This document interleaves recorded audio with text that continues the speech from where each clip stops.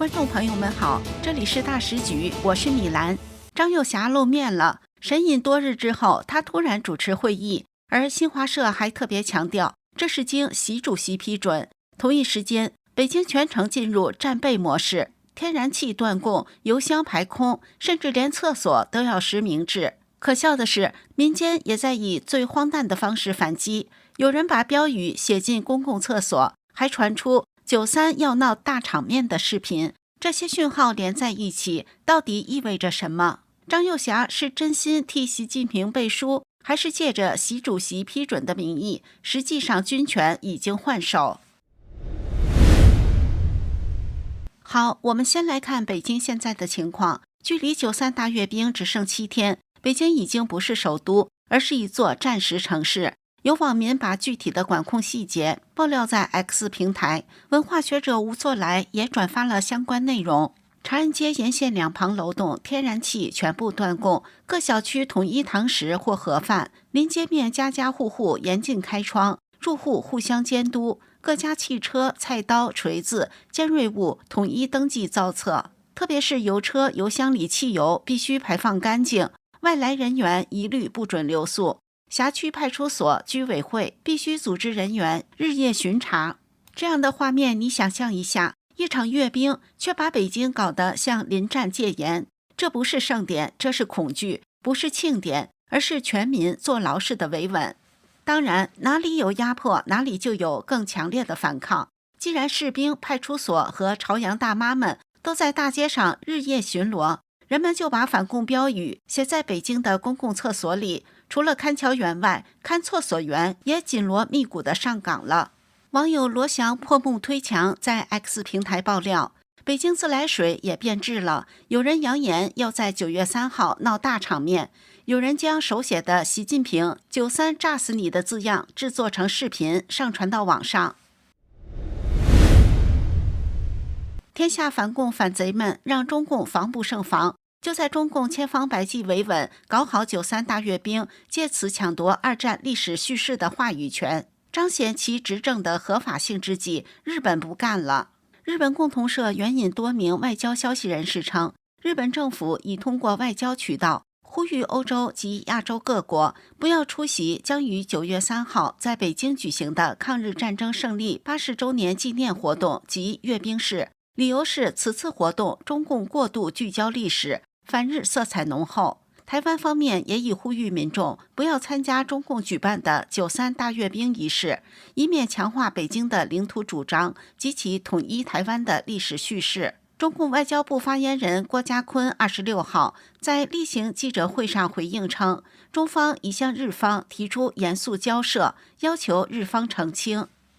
此刻，隐身多日的中共中央政治局委员、中央军委副主席张幼霞露面了。据新华社报道，经习近平主席批准，中共全军纪念所谓的中国抗日战争暨世界反法西斯战争胜利80周年学术研讨会周二在北京举行。张幼霞出席会议并讲话，强调要深入学习贯彻习主席重要指示，强固党指挥枪这一根本优势，真学、真懂、真信、真用习近平新时代中国特色社会主义思想，确保军队永远听党话、跟党走。张幼霞真的是在向习近平心悦诚服吗？还是将习顶在前面，作为维护党表面团结的招牌，实则是军权在握，另搞一套呢？自媒体人老登25号根据国内传出的消息爆料说，中央军委已经发布命令，委任陆军上将、中央军委联合参谋部参谋长刘振立直接接管中共第82集团军的指挥权，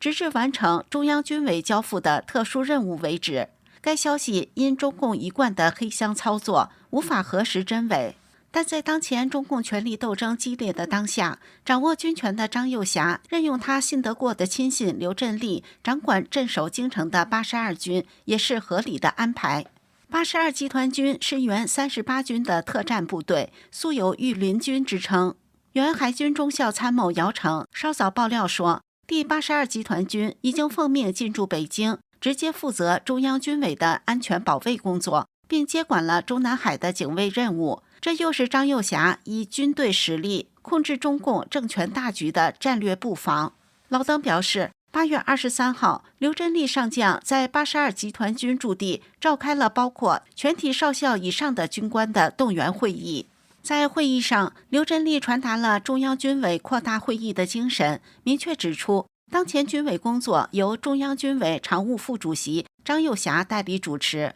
全军上下必须坚决听从张代主席的指挥，深入学习领会张又侠在军委扩大会议上的讲话精神，确保军队思想统一、行动一致。这个爆料目前我们也无法证明真伪，但从目前中央军委委员从2022年中共20大产生的7人，现在只剩4人来看，原来的中央军委确实已塌方了一半。中共军委主席习近平亲自提拔的中央军委副主席何卫东、国防部长李尚福、中央军委政治工作部主任苗华均已失踪和落马。何卫东和苗华被视为习近平军中的左膀右臂，特别是苗华作为军中组织部长和宣传部长，帮助习近平提拔了大批高级将领效忠。随着苗华和何卫东的相继出事，中共军队持续大清洗，军中高官纷纷落马。2023年12月，专注研究中国精英政治的加拿大智库 Celsius Group 的分析师表示，到目前为止，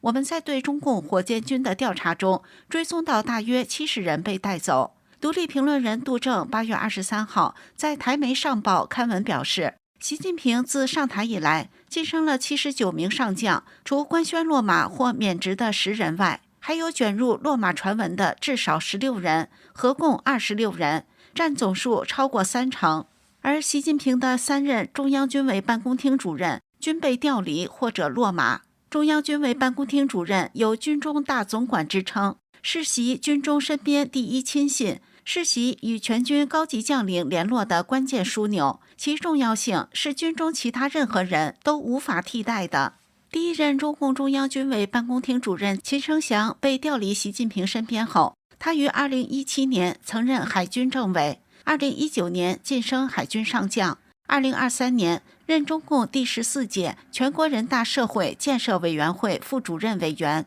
但海外有人爆料，2025年7月28号下午，秦生祥突然失联，据传已被秘密带走调查。第2任中共中央军委办公厅主任钟绍军作为习近平的贴身大秘，帮助习近平监督军队11年，于2024年4月突然被外媒传出他被调离军队首脑机关，转任国防大学政委的消息，实际上他已经被边缘化。8月18号，钟绍军以中共国防大学政委的身份，在北京会见新加坡国防部常务秘书陈庆基，但中共官方没有报道。该消息是从新加坡国防部脸书发布的一张照片流出的，而在微博上搜索，钟绍军的名字完全被官方封杀，其处境堪忧。第3任中央军委办公厅主任方永祥中将未在8月20号习近平拉萨行中现身，陪同的只有副主任邱阳。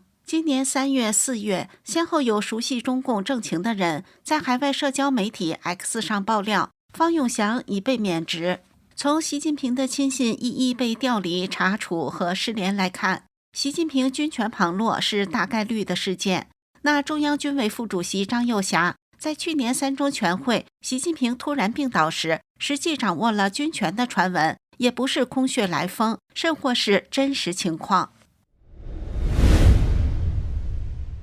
老登爆料说，刘振立在8月23号的动员会议上指出，过去一段时间，军队内部出现了折腾军队、无差别大清洗、反军、乱军的乱象，严重削弱了军队的战斗力与凝聚力。他强调，军队是党的军队、国家的军队，绝非一人一姓的私家军队。为此，全军必须彻底肃清中共前军委副主席何卫东和军委政治工作部主任苗华的流毒，重塑军队的辉煌传统。我们无法核实此消息，但刘振立所说的一人一姓的私家军队，矛头直指习近平。其讲话试图以新的所谓党中央权威取代习近平的反改革集团，表达了部分中国人对习近平向左转、走毛泽东路线的不满。上述刘振立所说的军队是党的军队，是国家的军队，不是私家军。但如果军队属于共产党的军队，也并不等同于是国家的军队。